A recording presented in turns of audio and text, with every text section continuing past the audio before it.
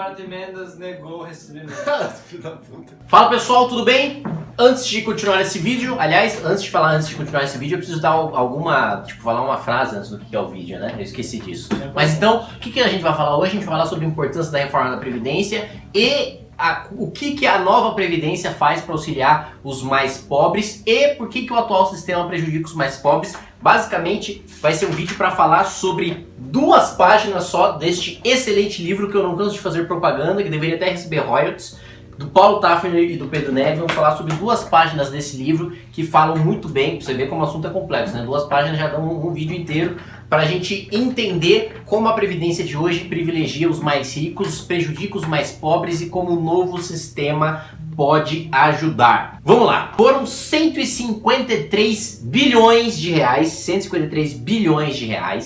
gastos em aposentadoria por tempo de contribuição em 2017. Vocês terem uma noção do que esse dinheiro é 15 vezes o que a gente gastou com o ensino profissional, ou seja, a gente gastou 15 vezes só com aposentadoria por tempo de contribuição, não estou falando da Previdência inteira, só com aposentadoria por tempo de contribuição a gente gastou 15 vezes a despesa com o ensino profissional e 20 vezes o orçamento de ciência e tecnologia, ou seja, a gente investiu 20 vezes mais em aposentadoria por tempo de contribuição do que em ciência e tecnologia. Você que está me assistindo, não vou dar minha opinião sobre esta pergunta. Eu só vou perguntar para vocês o que vocês acham de um país que gasta mais com previdência por tempo de contribuição, aposentadoria por tempo de contribuição do que em ciência e tecnologia. O que de fato desenvolve um país? Investir em aposentadoria por tempo de contribuição ou investir em ciência e tecnologia? Aí fica a cargo de vocês, o que vocês acharem aí é mais conveniente. Como a aposentadoria por tempo de contribuição exige décadas de contribuição, o trabalhador mais pobre não entra nessa categoria de tempo de contribuição. E você pode falar, ué, por que não? Por que o pedreiro não entra? Por que a doméstica não entra nessa por tempo de contribuição? Não é só ele contribuir? Sim, é só ele contribuir. Só que o trabalhador mais pobre, em regra, ou seja, é uma regra que praticamente não tem exceção,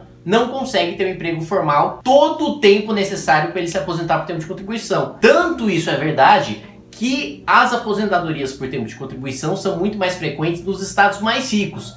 Então, os parlamentares aí do Nordeste que falam que estão defendendo os mais pobres, né, que não sei o que a reforma vai acabar com direitos, estão na verdade defendendo que o Nordeste continue sendo espoliado para pagar algumas aposentadorias do Sul e do Sudeste. Porque como são estados mais ricos, evidentemente você tem mais pessoas ricas, você tem mais servidores públicos, você tem mais pessoas que estão chegando próximo aí do teto do INSS, e são essas pessoas que em regra conseguem ter a contribuição, e tem alguém me ligando aqui, mas vou atender depois, são essas pessoas que conseguem ter o tempo de contribuição necessário para se aposentar, porque elas tiveram muito tempo de emprego formal, muito tempo de contribuição, e aí consegue se aposentar. O pedreiro não, ele faz bico, ele trabalha informalmente, a diarista, mesma coisa, diversos outros profissionais, o cara que vende água no metrô, o cara que vende chocolate no semáforo, ou sei lá, o cara que faz bico de garçom, o cara que é o marido de aluguel, né, que troca lâmpada, que troca chuveiro e tal. A população mais pobre não consegue se aposentar por tempo de contribuição. E a gente tem em números aqui essa diferença, né, de que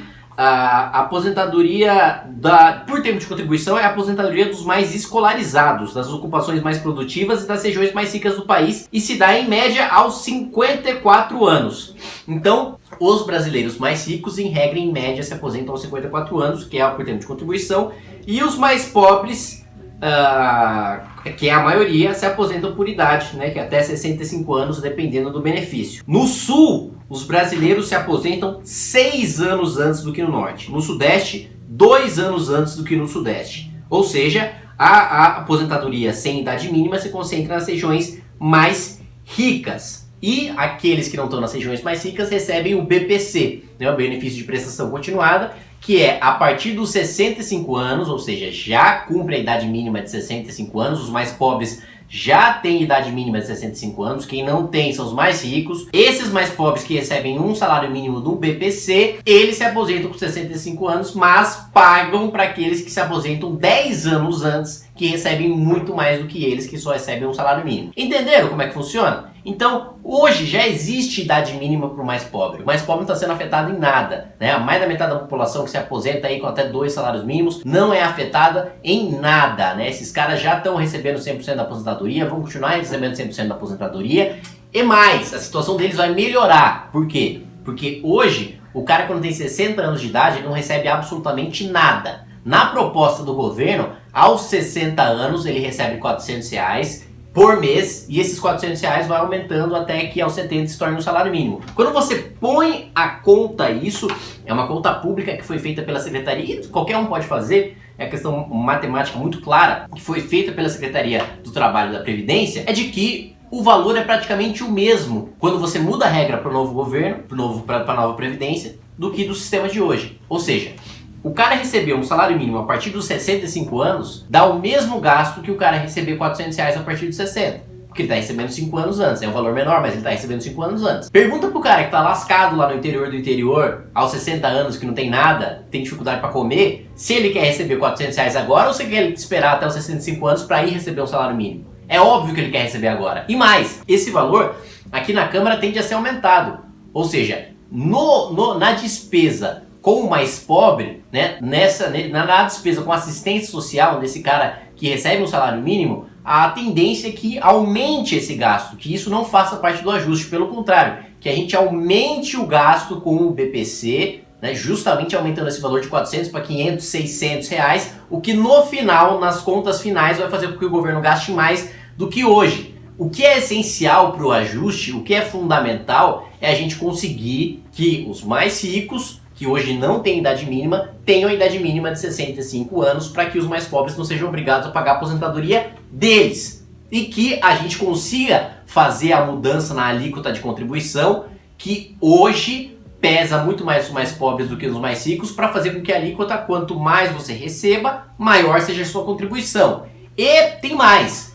A alíquota hoje, para quem recebe até o salário mínimo, é de quanto mesmo? Minha equipe está completamente despreparada. Mas a alíquota de quem recebe hoje um salário mínimo é maior do que aquela que vai ser na nova proposta do governo. Ou seja, quem recebe um salário mínimo na nova proposta contribui menos. A nova proposta, a nova previdência é benéfica para os mais pobres. Já temos o número de produção? Parece que não temos o número ainda. Por favor, grave o rosto de derrota das pessoas que ainda já aos 40... Qual faixa você quer saber? Quer saber a primeira, salário mínimo. Até R$ 1.751, 8%. 8%. E com a reforma vai passar para 7,5%, correto?